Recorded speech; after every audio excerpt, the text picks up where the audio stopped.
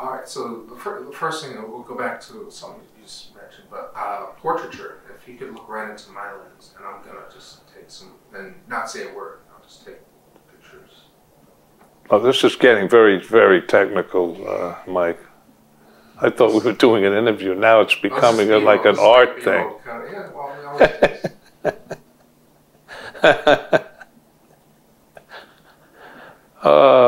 You're in Boogie Nights. Huh? You were in Boogie Nights. Oh, that's because a friend of mine said, would you come over tomorrow like my son and put on a suit and kid around? I said, yeah, he's like a protege of mine anyway. I knew him way before he made films in California. He's a lovely guy. In fact, he stole my wife. Which one? Oh, that's right. He's been through a few. Maya Rudolph, I thought. Is that who you wanted? She was cute. Well, you know, she was cute. I never met her. I have. She's quite a character. You know, they have this little kid. Right. Forgot the kid's name. We went to the racetrack out to Belmont, and there was hardly anybody out there, and we just ran around out there. And the kid is beautiful. You know, she's half black and white, and the kid is 1/4, I guess, and like her hair. Great. Yeah. No, I mean, I'm a big Mead person. So yeah, that's it. Just to be close to that. That's it. Would be interesting. All right. Okay, so let's get What was her question? My question? Yeah. Let's get that out of the way first, Mike. Okay, my question was basically, filmmaking it's definitely beyond a job. It's a career, but would you consider it a lifestyle, especially in comparison to the era when you were prolifically making films compared to today? Well, to be basic about it, I knew then, the minute I started fooling around with this stuff, that it was better than working a job. And so therefore it was more interesting than anything else around. So I just started doing it. We basically were just having fun. We weren't trying to make any statements or anything. I mean, a lot of people voted for Jack Kennedy because, you know, back then, because we all said, well, he has a good-looking wife, let's vote for her. Him. There was no other reason. We couldn't tell the difference. We were all too drunk. So anyway, when this film stuff started, we just started having fun. And I was kind of a quasi-writer, so I was written some plays and a couple of books. So we were just having fun, and suddenly there was this underground movement. And a guy on the Village Voice named Jonas Mekas, who you probably know who that is, Mike. He wrote about one of my films, and suddenly people were saying, my God, what are you going to do next? I didn't even know what I did then. Now I got to think of something else. And so I started doing these things, and he was a champion of my stuff, and he was really helpful. And so I started doing that. It's when I had to go into color and use color that I got confused, because I hated it, but yet people were saying, we're not going to give you the money if you don't shoot it in color. So there's only one film I've made in color that I love the color, and that was a film that cried out for it. But the rest of them, I didn't think it was real enough, and it hurt the satire and stuff. The black and white is much more believable. So the thing I'm working on now, although I think Rittenhouse Square is good in color, there's something about the park that's beautiful in color. It has a kind of dreamy thing about it. It would have been all right in black and white too, but the thing I'm working on now, which I mentioned. Hold on, your microphone is working. You can maybe just pull it down a little bit. Do this. Yeah, that'll work. Is that good? That'll work. The thing I'm working on now, which is, Mike might be interested. It's an update of Putney Swope. It's not a sequel. Its first 10 minutes is the same, and the rest of it is not anything like it. And it's a woman who takes over this ad agency, gets voted in, And she doesn't throw out all the white people at all. She keeps the same people who are working in this agency there. There's some blacks there anyway. It is a few years later. And whatever happens, I won't tell you, but it's different. And so I've decided to shoot it in black and white. And I'm not telling anybody. I don't care what they say. I'm just going to start shooting. I don't want to hear about, well, you can't do it if you shoot it in color. Which I hope you edit that out, because I'll never get the money. They see this. Okay. But there's one line in the script where somebody says, let's make all our commercials in black and white, and maybe we'll get to the gray area. It was a theme of the day. Yeah? We just left a woman who wrote a book called Truth, and it's about acting. You know, it's about finding the truth in your art, and sort of, and her art being acting. So she mentioned the gray area? Well, no, I think the premise of her book is that there's always a spine of truth there. So if you have black and white, I'm interpreting gray as being where the truth lies. I think you're right. That's what I'm trying to have fun with. Yeah, exactly. For you, the truth lies in the gray area. Yeah. Like, and it's brought out by having, by drawing out the caricature, or finding the funny moment or the satirical idea. That's why I like non-actors too, because they don't think about it. They just do it. If you get people off the street to be, you know, and I've done that a lot. I've lucked out and met people who I've used in film after film because they're fun. They don't think about and analyzing. And then I've had actors too who'll just bore you to death with, what does that mean? What does this mean? And it's just so painful. And then you just basically say, you know, what, you decide what it means. And then forget what it means. And those are the takes that kind of, the minute after you say that, after they've kind of like in a way they weren't thinking, they're more loose. Well, I guess it sounds like they're asking for license. Yeah, I could be. In some way. I could be. And you're forcing them to think as opposed to just do what it says. And then once that clicks in for them, then they're able to give you what you want. Well, you know, to be truthful about it. Maybe not. Well, no, I mean, you half the time or more than that, you don't know what you want. You just know you think is the right actor and the right thing. And the main thing you're trying to do is not do what we're doing here, is have people sit and talk in a movie. It's painful because, you know, when it cuts from you to me, when it's back to you, it's still the same angle. So at least change the camera around and shoot at 6 different angles, the same conversation. So if you have to edit that conversation, the shots are different. Or if you decide to keep them all the same. You know, the idea, I think, is to not repeat a shot if you can help. It's hard to do at times. But so you never shot coverage per se. Oh yeah, yeah. But the coverage was bang. But try to change the angle each time. You know, in some films I don't have time, but I try. If people are going to sit, cover them. And that makes you get them up and moving. I mean, we could have easily done the last 2 minutes walking around. Oh, yeah. You and me together, just walking around, and you'd be saying the same things, and so would I, or maybe not. That's what we tried to do in Rittenhouse, was in that park, is to get people moving through the park. And when I was interviewing them, get the camera off me after a while, and just see their face walking through the park, even though I'm with them. And we stuck to that as best we could. Right. You know, he's dead, Max. Oh, really? Yeah.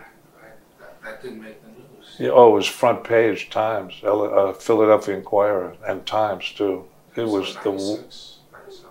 No, he, a year ago. No, I'm saying, how old was he? Oh, no, that's, see? Let's get to the gray area, 85, I think. 85. Okay. Yeah, it's a shame. You know those other films he's responsible for. Yeah, he actually sent me Walkabout. There you go. And, yeah, real nice guy. Oh, sweetheart. Real nice guy. I'm sorry to hear that. He had Parkinson's. 15 years. He hit it pretty well. I mean, when I saw him with you, he didn't seem...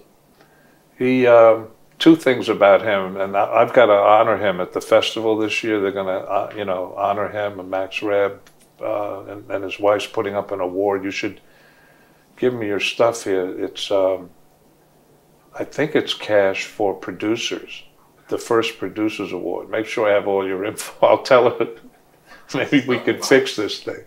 The election's not fixed, but this could be. Okay. But anyway, did you meet her?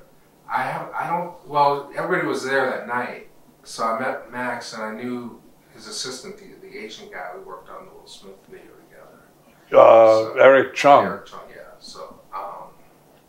So Eric took care of me in the sense that he wanted a copy of your Q&A. Oh, so Max sent me, you mean at the theater that night? At the theater that night. And you did it? Well, yeah, it was easy to send Great. a copy. So, yeah, so Eric sent back a copy of Walkabout, you know, so it was nice. Nice film, huh? Oh, he has an awesome film. Have you ladies seen that film? I totally recommend that one. It's very little dialogue. It's like two kids in the middle of the Australian desert. Yeah, their father kills himself, and they're left alone on the Outback.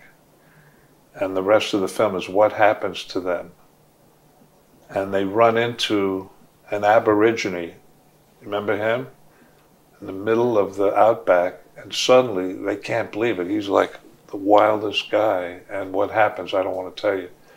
But the point I was trying to grasp is that Nicholas Roeg came to Max and said, I have this script. Would you read it? And would you invest in it? And Max said, sure, let me read it. Let me see if I like it. It was only 30 pages. Wow. And Max said to Roeg, he said, how are you going to make a movie out of this? It's 30 pages, you know. And Roeg said, well, the dialogue will improvise, but that's the story, visually. And Max wrote him a check. And he went to Australia, came back with this great film. I mean, that's who Max was. Right. Clockwork Orange was his too. Yeah, yeah. He owned the book. Unsung Hero. Okay, so yeah. So they had to go through it. Yeah, some really groundbreaking stuff. And he was, and back to what she was asking, he was around during that underground thing. Okay. And I had a film called Moment to Moment that was down at the anthology with the films that Scorsese preserved, thank God. Because they were dead. They was ripped up and scratched, and there was no way, no negatives. Anyway, Max saw like 10 minutes of it, and he said, let me get you some money. And I said, you serious? He said, yeah, I have to go to Bermuda and meet a guy named Bip. And I thought, oh, Max is crazier than I thought. And he came back with a nice chunk of money to help finish that film. That's who he was. Amazing. Plus the business thing, right. The clothes. Right. So as a clothier, he was on top of it. Yeah, he was the first guy to do whatever that preppy villager clothing. It was okay. I don't know. But. All right. Let's find some structure. I'll just pull one out of the hat. I'm looking at the wrong notes.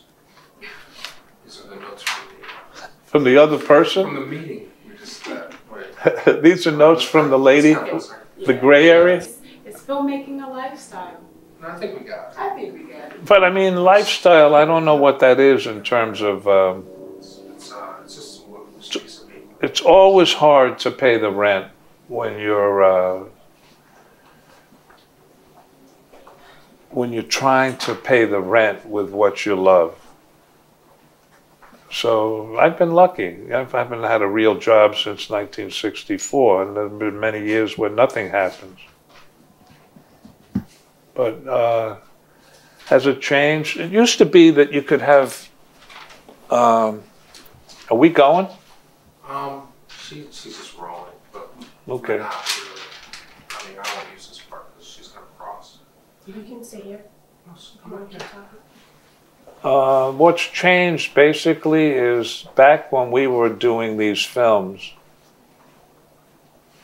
people would call up and say, have you got any extra film? Or can I borrow your camera? Or I know somebody who has a Moviola editing machine. You can go in there on Friday night, but you got to be out by Monday morning and leave $50. I mean, this was the kind of way phone would ring, people trying to help each other, didn't care what you were doing. They just knew you from a meeting or something. That, you know, that's how it was. Nobody had any money, but somehow we figured out, hey, we can make a movie. How do you do it? Well, let's find out. What do you got to lose? And the key was to not have sound. Put the sound in later. We couldn't think that way because the camera was spring wound. You only had 17 seconds to do a take, which disciplined you. And then you'd go later when you edit the film, you'd get actors in to put the sound or music or whatever, and that helped. But these are the earliest films. Yeah. Images and, like, but Fellini had sound, but he had actors just count to 10, and then he put dialogue in later. So was that an influence? Were you going to watch the art films? Well, the Bleecker Street Cinema was really the film school for us because they always had a double bill of great films, and you didn't care which films were playing. You just went and showed up, and so you'd see everything from a Truffaut to a Fellini to Russian films to Swedish films to all the films all over the world, and eventually one of my films, two of them ended up playing there when they stopped being a repertory theater, because there's an interesting thing back to what she asked in an exhibition way. Certain theaters started paying these distributors of these art films more money to not let anybody else have them. So there was no way for the Bleecker Street to keep renting Breathless or whatever because some other theater had it. So then they went, he kind of gave it up, and the last thing they put in there was one of my films with Scorpio Rising, and that became a big deal. That was luck again. The two films together ran for about 10 months. And that's what kind of got me to the point where I could make Putney and Pound and Greasers and Sticks and Bones. Because so of... that being Chafed Elbows? Yes. Well, talk a little bit about Chafed Elbows. Like, for people that don't know the plot, how did the movie come about? You know, briefly. Well, first of all, I hadn't seen these films in 40 years. So when they did the restoration, I went to the lab, and I was kind of shocked that the guys in the lab, young guys, were laughing at these things in the way they were. I thought, you know, one, they wouldn't be funny, or two, if they were, they'd be looked at as kind of corny. But no, these guys were following all this stuff. And it was refreshing to me. So anyway, Chafed Elbows is about a guy who marries his mother, and they go on welfare and have a child together. That's the premise of that movie, amongst 100 other things. But that was all I had to go on, was I would tell people that was what the film was, basically the story. Okay? That's a dream-driven fantasy there. Yeah, exactly. So we raised the money by, I put an ad in the Village Voice that said, walk softly and carry a blank check. And I met a guy at West 4th Street on the subway platform who said, what's the film about? And I told him what I just told you. And he said, meet me tomorrow right here. And he gave me a check. And think about this. For a film that cost $25,000, he gave me a check for $5,000. And then when the film started having money come in, we would send him the money. And then suddenly the checks would come back. He vanished. And we never knew what happened to him. We could never find him again. It was so strange. But well, what do you make of that? Is that like some sort of psychic phenomenon, or just I don't know how New York worked at the time? I don't know. It was. You mean why that happened? Why he showed up? This angel shows up in the middle of the subway and gives you the money you need. And then other people put money in because the friend put 1,000 in. So there we were making this film, and you saw the film, the rushes, we took them to the drugstore. because it's mostly stills. So, you know, that was another way to save money. We didn't use film, we used stills, and then put them on film and animated them later, you know. That was the fun part. Thanks. Yeah, I enjoyed that. And, sorry.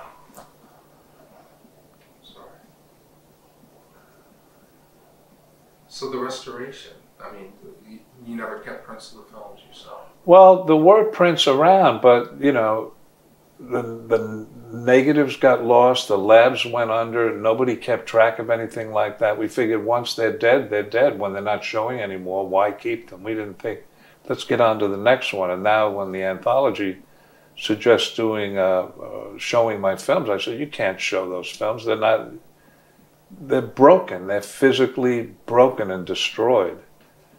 And then an actor in one of them sent me a film. He called me and said, I have a copy of Babbo 73. And I said, where'd you get that? He said, you gave it to me. I said, I did? He said, yeah, I got it. It's never been screened. So he sent me that, and I called the anthology. I said, I have this one, but you can't project it. It'll fall apart. He said, hang on to it. And then he tracked down Chafed Elbows through broken up prints and would piece them together. That one was shot in 35, the stills. And then No More Excuses, the guy who owned the Bleecker Street had sent me a couple of prints years ago. My wife found them in the closet back here, so those were those three. And then the guy at the anthology found a way to get to this lab, Cineric. And in the meantime, Scorsese had said he would restore these three films. So I kept saying to Andrew, how can he put the money in? He hasn't seen them. What if he sees them? He's going to run. He said, nope, he's doing it. And that's how it happened. It's a miracle. So, I mean, how does it feel? This year's going to be incredible. You're having your renaissance, and your son's doing really well. Oh yeah, it's quite, yeah, it's and pretty Rock is winning. And that's right. Things are okay. Things are okay. Yeah. You're modest. That's exactly right. In spite of almost dying in the hospital, it's a renaissance, see? So. By the way, what saved me was a Haitian nurse who, when they were saying, what's the matter with him? There's something wrong with him. And she said, look up there. His IV is the wrong IV. And so the doctors ran over. You know, I heard about all this. I was out. And she said, that's the wrong. It came from the pharmacy. It's the wrong thing. You got to take that down. So they took this down and put up this and gave me a shot of insulin and saved me. So this is funny. As I came out of it, I heard my son say to the medical team, everybody's entitled to one mistake. One more and Iron Man will take this fucking hospital down. And that really helped me. Then I knew I was okay because it was absurd. Yeah, talk about your style and your sense of humor. Like, when I see Greaser's Palace, I think of, my immediate thought is, what if Lenny Bruce made a movie? Because it was so far out. That's good. You know, as far as the ride that the Greaser takes. You know? That's interesting because the reviews of those early films mentioned that this was a filmic Lenny Bruce feeling. The early ones that were restored. I never thought about it. We were basically just having fun. It was sort of, well, sick and twisted kind of mentality behind it. And going back to the original premise, is sort of like, why, you know, is it the product of the times, or why aren't more people using sort of this low budget technology to do whatever? Well, that's the great question. That's kind of hooks into what she asked too, but I don't know. I think what you said earlier is correct. It seems that most guys that I run into who are making digital films are just auditioning to get to Hollywood, to make that stuff. It's kind of weird. Why? I mean, you have the opportunity with this gear to do whatever you want. What are you waiting for? You know? So maybe it's up to you. You do it. I mean, what do you got to lose? You know, you ask the question. No, I'm just not trying to step on your words. No, but seriously, I mean, it's up to guys to. You have thoughts about what you'd like to do. I don't see you censoring yourself. You know, it can be done. So just trying to put that in an envelope. Tell us a little bit about the New York underground scene. You talked a little bit about the Bleecker Street Cinema and art house vibe. I think pre-VCR, moviegoing was a big habit. I mean, were you in tune with what other filmmakers in New York were doing? Or? Somewhat. I mean, I found Taylor Mead, who plays the President of the United States in Babbo, in a film called Flower Thief that played at the Charles Theater. Now, the Charles Theater was a place that is on Avenue B and 10th Street. It's a beautiful place, big theater. They would have a film festival, and here's how it worked. You brought a film to the theater and handed it to somebody, and they took it up to the projection booth, and then you could wait for 5 days until it was shown. It might be 3 in the morning. That's when you see your film. And it was exciting because people were always there and in and out, and that was a thrill. And then I saw this film, Flower Thief, and I thought, Jesus, that guy's wild, Taylor Mead. And you can't use this because it would be embarrassing to him, but I tell you because it's funny. His parents paid him $500 a month to not come home to Detroit. And when they died, he still got the money. That's a good way to earn a living. Yes. Isn't that great? Why not? God, and believe me, he didn't want to go home. Anyway. Yeah. From what I read about this interesting personality. What a guy. And then Warhol, was that part of your experience too? Yeah. In fact, in Chaffed Elbows, we make kind of fun of when the guy gets painted and signed and hung in a gallery. And we invited him to a screening, and he had a good time with that. He was fine. Cool. So let's see. You know, I'm getting what I came for and what I'm getting is slightly different. So excuse me. Just reprocess. That's all right. I don't even mind if you ask me one of the questions from the woman who you just. It's fine by me. All right, let's try that. Who knows? Well, what was the question? It's like when you're working with actors for the first time and you're sensing their body movements, is it more intuitive or having seen it hundreds of times? You mean the same actors do the same thing? No, she's in the chapter of her book. The book opens with a scene where it's a classroom of actors that are working together for the first time. She asks them to each individually step into a circle and dance to music. And from their body movements, she can see where the blocks are. Oh, okay. You mean like if there's a psychological block where they can't move a certain part of their body, or? Yeah, or if the person's very extroverted, but then there's something introverted about them on a different level. She can sense that right away just by seeing how they react. What is her name? Susan Batson. She works with Nicole Kidman and Jamie Foxx and Chris Rock. And Tom Cruise. She's helped a lot of people get Oscars. So I think that'll be our next big project. So I'm trying to work that. We're working on that now. But it looks we got some green lights today. So You're doing okay. Doing the best we can. Yeah, come on. I mean, it's been a good year. I think it's in the water. You know, even if you caught me last year, maybe I wouldn't find that. It seems like we've been talking 2 years to do this. 3 years. It has been 2 years, at least. Yeah. Because Putney Swope was not. You did Pound 2 years ago. No, longer than that, I think. No? The year before was Putney Swope.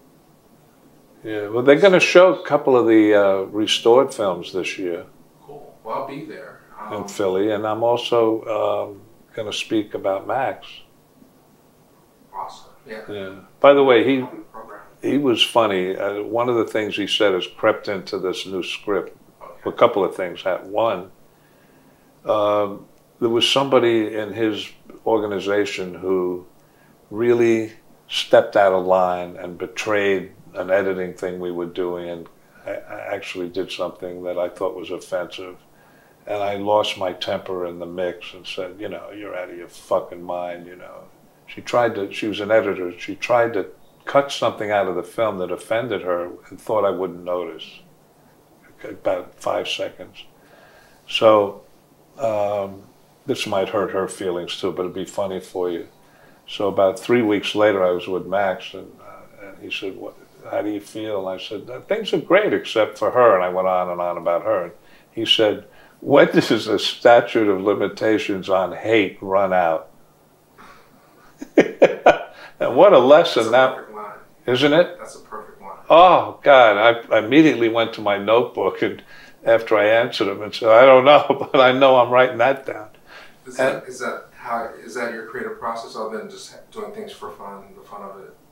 Are you constantly writing? Or I'm listening to what people say and watching what they do because somewhere it might fit. So you put it in a notebook and to remind you of how great it was. And usually it doesn't fit, but you hang on to them. And then once in a while, when you're desperate, when you're writing, you look in that book and you say, ooh. That's up now. Yeah, that's right. So Putney Swope, this is, I mean, I can't leave without, that's like the anchor for a real black segment. Because a lot of people may have seen it and are going to tune in because they know it, and a lot of people need to see it. How did that come about? Was it the same bagman in the subway? Or? No.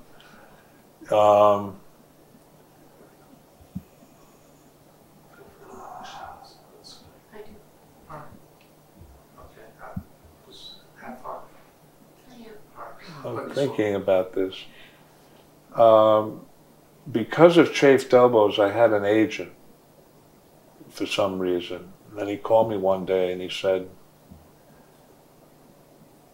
no, let me go back further. Because of chafed elbows, I was hired by a place that did commercials for ad agencies to become the experimental filmmaker at this place that made commercials. It made no sense.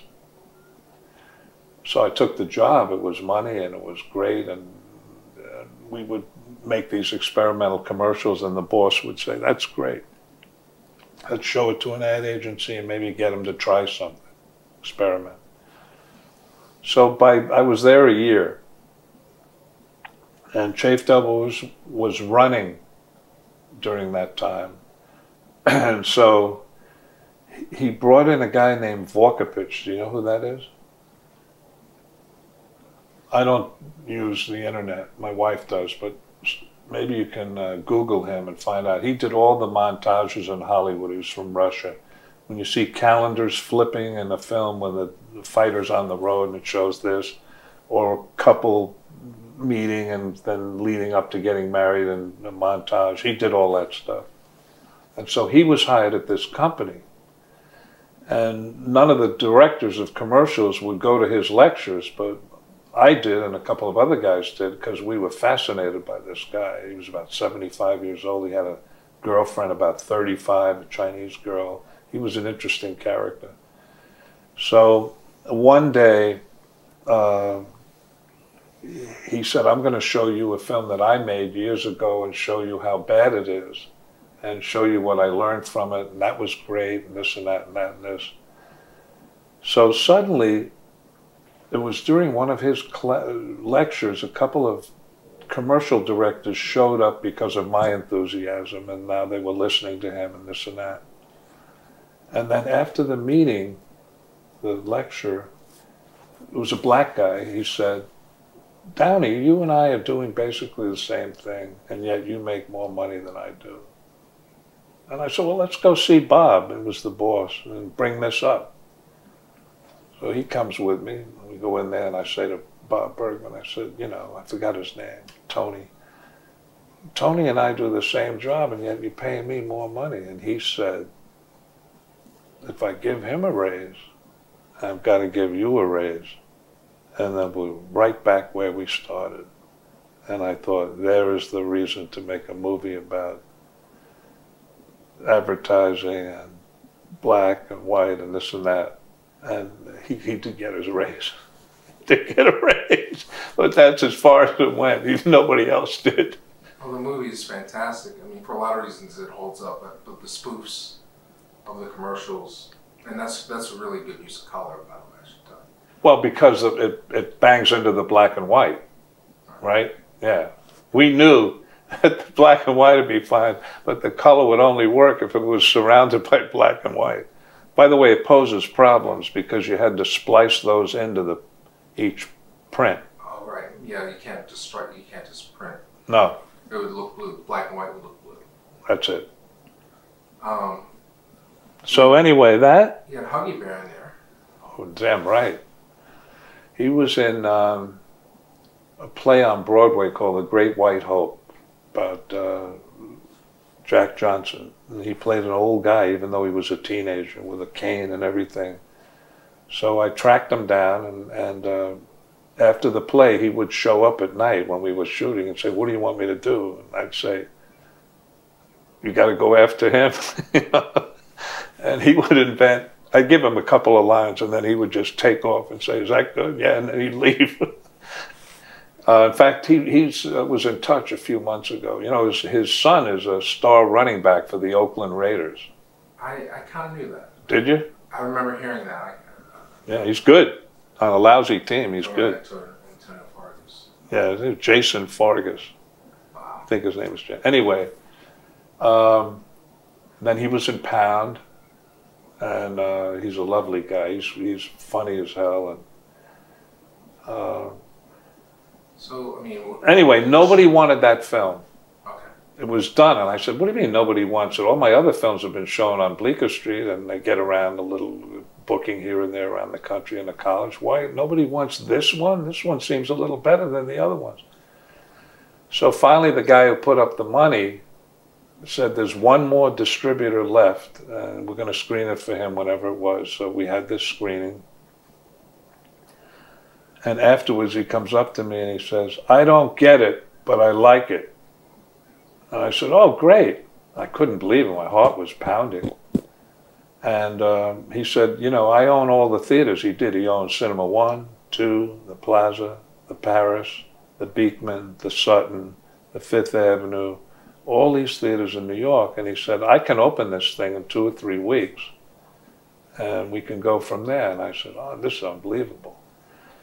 So I'm sitting in his office one day, and he's saying, what theater do you want? You want Cinema 1 or Cinema 2? And I said, well, I don't know. Anything. He said, Cinema 2 would be right. And he brings an ad out from another room. A guy comes in with this ad, and it was this, and it said, Up Madison Avenue, Putney Swope. And it was his fist with a finger in the air. And I said, that ad is better than the movie. He said, don't ever say that again. You're going to fuck everything up. And so I didn't say anything. And then that ad was censored and everything. And then they put a girl on instead of the finger on the fist. And what made that film successful was Jane Fonda was on the Johnny Carson show talking about Easy Rider, her brother's film. And then she said, but there's another film that's in New York that you should see. And she mentioned Putney Swope, and the next day there were lines around the corner. That was the goose that goosed the movie into having an audience. I've got a tape where it's like a Mike Douglas show, and you're like there on the chair. I've never seen like your appearance. What's it like, the transition from filmmaker to like celebrity? Well, I was never a celebrity, but I did get a little play. I was on the Carson show twice myself when he was in New York.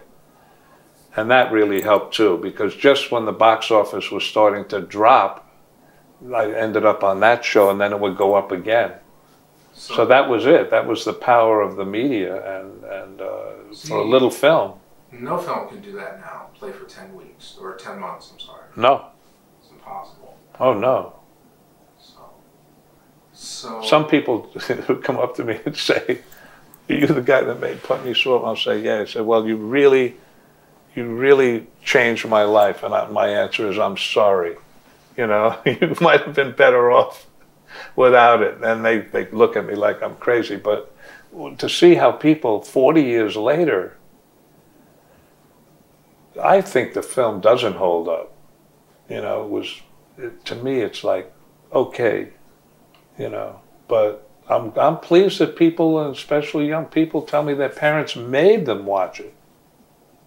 As little kids, they made them see it with a tape or take them to a theater. And it's the only film of mine that ever really got distribution. You know, the rest, you know, a week, 2 weeks, no distributor. So, Greasers. Yeah, but it's a very funny story if you want to hear it about how that got distributed. Yeah, sure. I mean, how much time? We have like 10 minutes. So we don't, yeah. 9 minutes. All right, so after Putney and I'm working on Pound, this is about raising money. You sure you haven't heard this?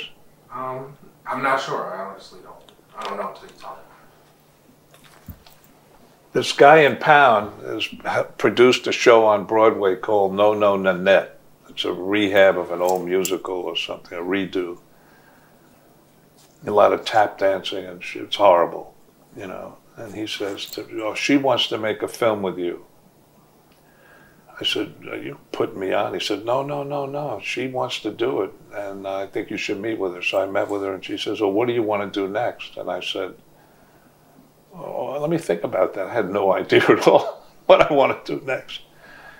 And so I came back to her in a week or so, and I said, "Here's what I want to do. Christ comes back in the middle of a Western with the Father and the Holy Ghost trying to get it right with this guy in a zoot suit costume who thinks he's Jesus, or could be Jesus." She said, "Let's do it." I said, "Oh my God." So I write this script, and I turn it into her, and she says, "I like it, but Sam, who's the millionaire husband, has all the money. He owned Fabergé. I think he was out of it by then. He was really rich. Put a lot of guys through med school. He has to read it, Bob, but we can't do it because he signs the checks." I said, "Okay, let me know what happens." So I get a call. "Sam wants to see you." So I go up there. Sam says, "I read this, Bob. Do you think this is going to make money?" And I said, "Absolutely not, Sam." And he turns to her and said, "He's charming. Let's give him the money." So now, get ready. This turns weird. I'm out in New Mexico making this film, and he shows up with her in a pith helmet, okay, in the middle of nowhere. And he sees Hervé running around with guns on him and everything. And he's looking at her like, and he starts having a little heart problem. So they get him back to Albuquerque and put him on a plane and get him back to New York. And I go to California to edit this thing. And a year or so later, I come back to New York. No distributor wants this one at all, except the same guy who did Putney says, "I like it, but I'm not giving her money for this thing. Let's get her and Sam to open it themselves with their money. And then when the run is over, I'll give you one of my good theaters. When the run is over, I'll distribute it then, but I'm not paying them a penny. I don't like her, and she's offensive," and on and on and on. I said, "Well, I don't think she's going to turn that down. You're going to give a theater." So we get this theater, I think it was on 57th Street. It was called The Festival. And the film opens, reviews, some of them love it, some of them hate it, blah, blah, blah. People who used to like my stuff hate this, other ones who hated it love this. And the box office is going up, down, up, down. It's in like its 10th week, okay? This is a thing that you probably can't put on the air, but and I don't think you want to. Well, tell. This might be the whole thing. This might be the whole story right here. Okay. That's good. You'll need a cutaway then. Well, I assumed it. Okay, so I'm on top of it. She calls me and says, "I got to talk to you. We got to meet." So I meet with her and she says, Sam's going to stop the money. We're going to have to pull the film out of the theater. And I said, that's all right. I had a good run. She said, I feel terrible about it. You know, I'm sorry, Bob, but we're going to have to stop it all. It's cost a lot of money. And I said, why don't you give Sam a blowjob? And she says, how do you think I raised this money in the first place? Is that one of the greatest stories you've ever heard? Isn't that great? He's about 75. She's about 40. And that's the story, okay? So now they're getting a divorce over the movie, okay? He's pissed off. And she's saying, well, and she didn't like the movie. And she didn't have a role in the movie, you didn't give her a part. Well, we threw her in there for one scene. She's hideous. Anyway, okay. So now they're getting a divorce, and she told me this, you know, he's sending out for hookers in the house they were in, and every time he comes down in the morning, there's another piece of furniture missing from the living room from this rich guy. Finally, after months of this, his house is empty, his marriage is over, and she's, you know, happy to be rid of him, you know, but she is a nightmare, this chick. But I thought that's the greatest low-budget raising money result I've ever heard, and I was part of it. I just loved it. I just thought it was the best. So, just to wind things up. So the Hollywood success, people are obviously treating you like you're a genius at a certain point. If Not really. No, I got offered a couple of Hollywood films that I just thought were horrible. And then I ended up doing a few of them in the 90s, and they're horrible. There's only one that's okay. Oh, the Mad Magazine. Oh, that is one of the worst fucking things in history. I wanted to use 10-year-olds, and they said, no, that's not real. I said, wait, I've been to a military school researching this. They're 10-year-old kids in military school. He said, no, that's not real. Then I went to another one to scout a location, and some kid had burned down the mess hall, you know. And I called, and I said, we've got to have that in the script. And the guy said, you're crazy. That's not real. So I knew I was doomed. And we had these 16-year-old kids. It was horrible. No artistic control on that. Nothing. No, I did what I was told and made money, and that's the pain of it all, you know. You find out when you do stuff you don't want to do, and even though you're making money, it's going to turn to mush, you know, because there's somebody saying to you, do it that way or you're fired. You know, it's not like, you know, I know how to make a narrative film. So these guys who are using their low-budget technology to make Hollywood clones ultimately will find themselves in a very disappointing situation when they're being told what to do. Or being told either you hire that actor or when you're not getting the money. Yeah, same thing. Right. Yeah, exactly. Yeah, I've done it. I've had to use actors I didn't want to use and shit like that because I had to make some money, and you know, and I'm so glad that's over with now. I'm on Social Security. I got a little pension from the Directors Guild. My son is rich, finally. Good stuff. All right, so just she's got 2 minutes left. Just in honor of Max, just give us a little bit on Rittenhouse Square. We'll try to include that. Rittenhouse Square, he called me and he said, I helped him on Strut. We organized 100,000 feet of film, and he didn't know what he was funny. I said, I was in the editing room, and I said, that's a great shot. Well, who was the cameraman? The editor said, that was so-and-so. I said, Max, what do you think of that cameraman? He said, I don't know, I never met him. Because I had so many cameras, he doesn't know who. Anyway, he asked me to make this documentary about Rittenhouse Square, and I was sitting in the park. And I said, I don't know anything about Rittenhouse Square. And he said, I think I said it that night in Philly, that's why I want you to do it, because you don't have an opinion. You will discover it. And he was right. So what did you end up discovering? The park. Right. I mean, what goes on there? I had so you caught everything. Well, we stayed there a year. I mean, we only shot 20 days, but we did it over a year so we could follow that little girl for a year through the park. She never says a word, you know, the violin player. So it was just great to discover a subject matter in a documentary. Once again, the wisdom of Max Rabb. And then he never questioned once in a while he'd say, maybe I should bring you a character who I know from 40 years ago. And he used to sleep on that bench over there because he lived right on Rittenhouse Square. But other than that, he had fun watching me do what I had to do. That's great. Well, do you know the guys at the festival? Oh, zero. I'm actually going to be programming the festival. Well, how many days was Putney Swope before this one was out? How many days what? To shoot Putney Swope, was it weekends, nights? Or Oh, no, that was, we actually had a schedule and a location scout and the whole thing. I don't really remember. 5 weeks, 4 weeks. Okay, that's fine. All right, you may as well cut. All right. So you're working with the festival? Yeah, actually, I have a screening series in Philly, and we program African American.